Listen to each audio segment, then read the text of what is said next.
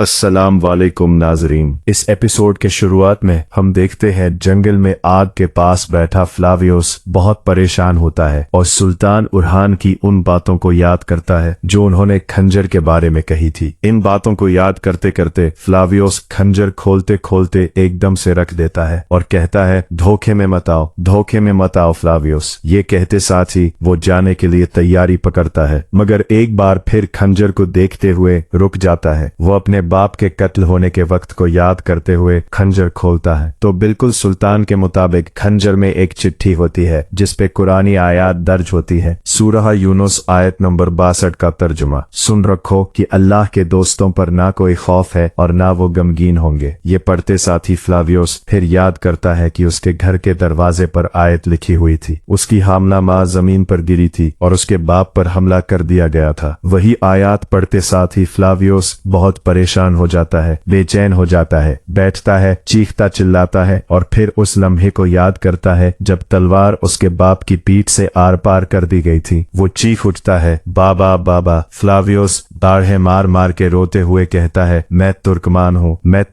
हूँ। वक्त तेजी से गुजरता है और अगले मंजर में फ्लावियोस तेजी से घोड़े को दौड़ा रहा होता है। वो मुसलसल आगे बढ़ता ही चला जाता है। उधर दूसरी तरफ अलाउद्दीन गोंजा और दरसुन घोड़ों पर सवार हो जाते हैं। अलाउद्दीन दरसुन से पूछता है, अब बताए तुम क्या करोगे? ओ दरसुन कहता है, मैं बनु कासे के पास जाऊंगा और अपने वालिद और भाई के साथ खड़ा होऊंगा और उनसे वो लूंगा जो मैं चाहता हूँ। अलाउद्दीन उसे कहता है, यानी तुम जासूसी भी करोगे? जवाब में दरसुन कहता है, मैं भाई के हाथों भाई का खून बहने से रोकूंगा और इसके लिए मैं अपनी जान भी कुर्बान कर दूंगा, और यह बात आप हमारे सुल्तान को बता देना कि वो मुझे माफ कर दे। गोंजा पूछती है, हलीमा का क्या होगा? ये बात सुन के अलाउद्दीन को बहुत गुस्सा आता है और दरसुन कहता है, मैं नहीं चाहता कि उसे पता चले, ये ज्यादा आसान होगा। गोंजा कहती है, मैं समझ गई, जो इस कठिन रास्ते से नहीं गुजरा वो यकीनन नहीं जान सकता। अल्लाह तुम्हारा रास्ता आसान करे भाई, फिक्र ना करो, हलीमा तुम्हें जरूर समझ जाएगी। दरसुन गोंजा का शुक्रिया अदा करता है और रवाना हो जाता है। उसके जाने के बाद अलाउद्दीन गोंजा से कहता है, यानी तुम हलीमा वाले मामले के बारे में पहले से जानती थी, है ना? गोंजा पूछती है, मामला? कैसा मामला? ये इश्क है सरदार अलाउद्दीन। अलाउद्दीन कहता है, गोंजा कहती है, खैर हो अलाउद्दीन, क्या तुम भी मेरे भाई की नकल करने लगे हो? तो अलाउद्दीन कहता है, या अल्लाह मुझे सब्र अता फरमा, अब चलो चलते हैं मेरे गुलाब। ये कहते साथ ही वो गोंजा के साथ अपनी मंजिल की जानिब रवाना हो जाता है। बोरसा में नीलोफर को अलविदा करते हुए मलून खातून कहती है, बेटी, हम कभी नहीं जान सकते कि दुश्मन कहाँ से नमूदार हो जाए, अल्लाह तुम्हारे रास्ते आसान करे। नीलोफर उनके हाथ का बोसा लेती ही है कि तमीर खान वहां दाखिल होता है। तमीर खान को देखते सबको बहुत गुस्सा आता है और नीलोफर कहती है, ये किस मुंह से यहाँ आया है?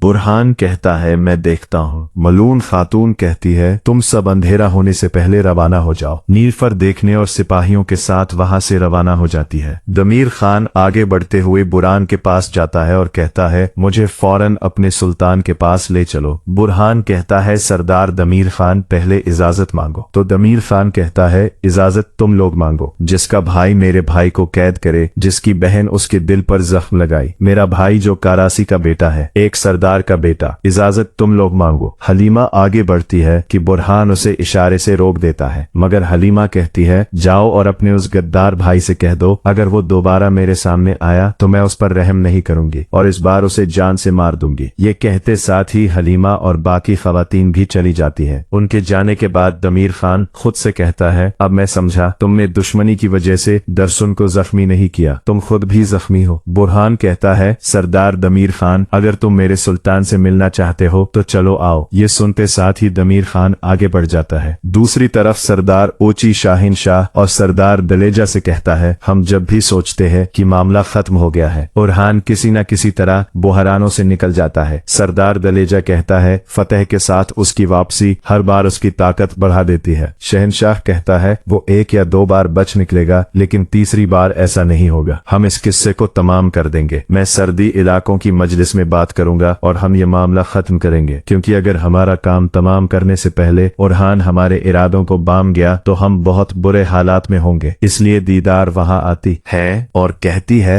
शहनशाह सरदार दमीर खान सरदार आए हैं और वो सुल्तान उरहान से मुलाकात करेंगे। औची कहता है दमीर खान यहाँ क्या कर रहा है? दीदार कहती है वो अपने भाई दरसुन का हिसाब मांगने आया है। शहनशाह कहता है दमीर खान की चालें खत्म ही नहीं होती। अगर उसने इतनी नाराजगी के साथ उरहान के पास जाकर उफ ये कहते साथ ही शहनशाह आगे बढ़ जाता है। नाजरीन, इसके बाद हम देखते हैं दमीर खान सुल्तान के पास पहुंचता है। सुल्तान उससे कहते हैं तुमने किला गैमलिक में हमारी फतेह की खबर सुनी और हमें मुबारकबाद देने आए हो, है ना? दमीर खान कहता है हाँ, मैं तुम्हें मुबारकबाद देने आया हूँ, मैं तुमसे हिसाब लेने आया हूँ। सुल्तान कहते हैं तो इसका मतलब है कि तुम्हें अपने भाई की हालत की खबर मिल गई है। दमीर खान कहता है अभी तक वो मुझ तक नहीं पहुंचा, लेकिन मेरा भाई जिंदा सलामत तुम्हारे हाथों से निकल गया। भला सरदार का रासे के बेटे को कैद करने की जरूरत कौन कर सकता है? सुल्तान कहते हैं तुम्हारा भाई जासूस बन के आया था और गद्दारी से मेरा एहतमाद हासिल किया। तुम अंदाजा नहीं लगा पाए कि अगर हम इसके बारे में जान गए तो क्या होगा। दमीर खान कहता है मेरा भाई तुमसे गद्दारी करने नहीं आया था, वो तुम्हें जानना और पहचानना चाहता था। सुल्तान खड़े होकर कहते हैं जो मुझे पहचानने की नीयत रखता है वो मर्दों की तरह मेरे सामने खड़ा होता, चाहे दोस्ती में हो या दुश्मनी में। मुझे उसे कत्ल करने का हक हासिल है, लेकिन मैं काजी के सामने इंसाफ का तकाजा पूरा करना चाहता था। लेकिन तुम्हारा भाई इंसाफ से भी भाग गया। उसे कह देना कि दोबारा मेरे सामने मत आई, वरना। दमीर खान पूछता है वरना क्या तुम वो काम तमाम करोगी जो तुम्हारी बहन नहीं कर सकी? मेरे भाई की नीयत गद्दारी नहीं थी बल्कि मोहब्बत थी। सुल्तान कहते हैं क्या कह रहे हो? दमीर खान कहता है तुम्हारी बहन हलीमा से। यह सुनकर सुल्तान को बहुत गुस्सा आता है। दमीर खान मजीद कहता है मेरे इल्म के मुताबिक मेरे भाई की मोहब्बत एक तरफा नहीं थी। सुल्तान के अखलील की जानिब देखते हुए कहते हैं ख्वाह ये हकीकत हो या ना हो, लेकिन दमीर खान सरदार आइंदा मैं तुम्हारे मुंह से ऐसी बात हरगिज नहीं सुनना चाहता, समझ गए? दमीर खान कहता है मेरा कहने का इरादा नहीं था, लेकिन तुमने मुझे मजबूर किया। एक और बात है, मेरे वालिद तुम्हें और तुम्हारी रियासत को तस्लीम करने के लिए ताश पेनार में हमारी सर्दी चौकी पर तुम्हारा इंतजार कर रहे हैं, जो अब तुम्हारी मलकियत है। सुल्तान कहते हैं बेहतरीन, क्योंकि वो मुझे और मेरी रियासत को तस्लीम करना चाहते हैं और मुज़ाकरात चाहते हैं, तो हम आएंगे और उनकी शरायत सुनेंगे। दमीर खान कहता है मैं उम्मीद करता हूँ कि सदरान का इत्तेहाद जिसका जिक्र तुम हमेशा करते हो जल्द से जल्द कायम हो जाए, और तब तक मेरा भाई भी वापस आ चुका होगा और तुम उससे वो सुन लोगे जो वो कहना चाहता था। यह कहते साथ ही दमीर खान चला जाता है। सुल्तान कारा खलील को गुस्से से देखते हैं और आगे बढ़ जाते हैं। जंगल से नीलुफर, डेफने और सिपाहियों के साथ आगे बढ़ रही होती है। नीलुफर को खुश देखकर डेफने कहती है तुम्हारे चेहरे पर बहार आई हुई है बहन, क्या तुम्हें बच्चों की बहुत याद आई? तो नीलुफर कहती है तुम जब माँ बनोगी तो समझ जाओगी बहन, औलाद की तरफ किसी भी और चीज से यक्स मुख्तलिफ होती है। करीब ही में एस्पोर्चा दरख्त के पीछे छुपी होती है और उनके करीब पहुंचते साथ ही एस्पोर्चा सिपाहियों के साथ उनके सामने आ जाती है। डेफने अनजान बनते हुए कहती है ये लोग कहाँ से आ गए बहन? वो सब एकदम घोड़ों से उतर जाते हैं। नीलुफर कहती है इसका मतलब है कि तुम अभी तक मरी नहीं है एस्पोर्चा। एस्पोर्चा तलवार बेनियाम करते हुए कहती है हमला। दोनों अतराफ के सिपाही आपस में टकरा जाते हैं। नीलुफर मुकाबला शुरू कर देती है, मगर पास ही बसंतनी सिपाही अस्मा को थप्पड़ मार के जमीन पर गिरा देते हैं। एस्पोर्चा भी तुर्क सिपाहियों को शहीद करते ही चली जाती है। नीलुफर आगे बढ़ती है और उस पर हमला कर देती है। दोनों के दरमियान लड़ाई शुरू हो जाती है। दोनों एक दूसरे पर ताबड़तोड़ हमले करती है। देफेन भी लड़ाई का नाटक करते हुए कुछ तो मुजामत करती है और उसके बाद अपने आप को हवाले कर देती है, जबकि नीलुफर पे बहुत से नेज़े तान लिए जाते हैं। तलवार गिरा दी जाती है और सिपाही मारे जाते हैं। अस्पतर नीलुफर से कहती है नीलुफर तुम्हारा खेल खत्म हुआ, अब से तुम्हारी जान और तुम्हारी तकदीर मेरे हाथों में है। इधर बेस बदले फ्लावियो से एक घोड़ा गाड़ी के पीछे बोरजा में दाखिल होता है और एक संदूक उठाते हुए घोड़ा गाड़ी से आगे बढ़ जाता है। अंदर हलीमा खवातीन के साथ मौजूद होती है और कहती है कितना बेगरद आदमी है वालिदा, क्या उसके लिए इतना काफी नहीं था कि अपने भाई को जासूसी करने के लिए भेजा, जो अब खुद भी हमारे वतन में आ गया है, जैसे कुछ हुआ ही ना हो। फातिमा कहती है शायद वाकई उसे इल्म ना हो। हलीमा कहती है कैसे? नहीं बहन, वो सब जानता है, वो जानता है इसीलिए तो आया है। इसीलिए सुल्तान बहुत गुस्से में वहां दाखिल होते हैं और हलीमा को देखते हुए कहते हैं, हलीमा क्या मुझे आप कुछ बताना चाहती हैं? हलीमा कहती है, नहीं भाई। सुल्तान कहते हैं, क्या आप दरसुन बिन करासी से मोहब्बत करती है? ये सुन के